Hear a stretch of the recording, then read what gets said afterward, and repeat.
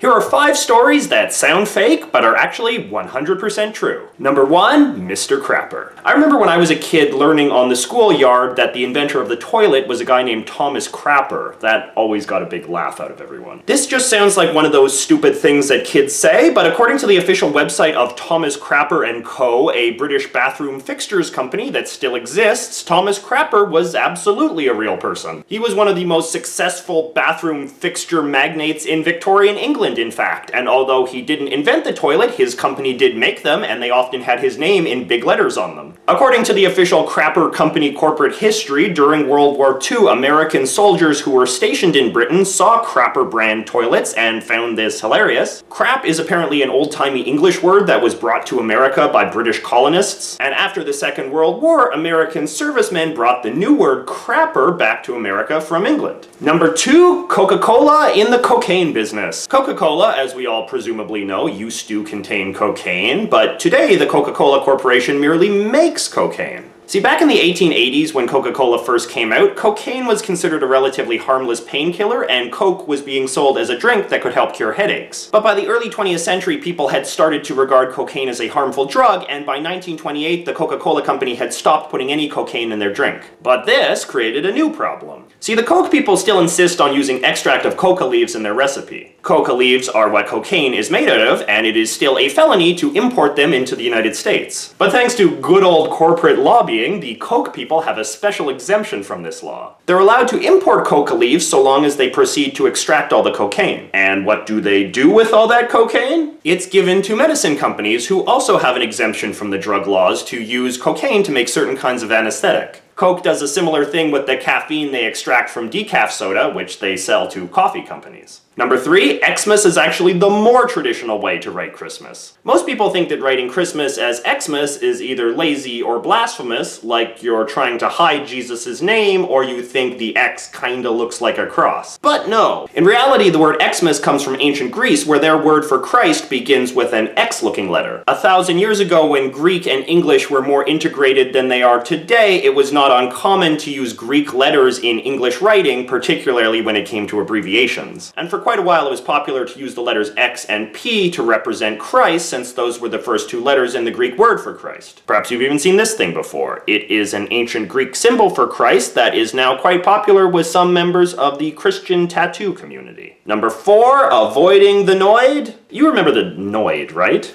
He was this stupid claymation thing the Domino's pizza people used for a while as their mascot. But do you know why you never see him anymore? In 1989, a crazy person named Kenneth Lamar Noid held 2 Domino's employees hostage at a restaurant in Georgia for several hours. Mr. Noid was apparently under the impression that the president of Domino's Pizza was stalking him and making commercials to tease him. He was put in a mental hospital where he eventually committed suicide. This was not exactly great PR for the Noid brand. And number 5, Mickey Mouse, interrupted by war. On September 1st, 1939, the day that the Nazis invaded Poland, the British government ordered the BBC, which was the only television channel in England at the time, to stop broadcasting. The very last thing they played was this Mickey Mouse cartoon, Mickey's Gala Premiere. The war went on for nearly 7 years, and on June 7th, 1946, a few months before the end of the Nuremberg trials, the BBC officially started back up. The first thing they played? Mickey's Gala Premiere. So there you go, 5 stories that prove that truth is often stranger than fiction. But of course you should not take my word for it. Be sure to check out the links below for more details. Oh yes, and I have also started making a new web series with my friend Adam. It is called Gay by Gay, and it is about 2 weird, eccentric, hipster homosexuals learning more about each other.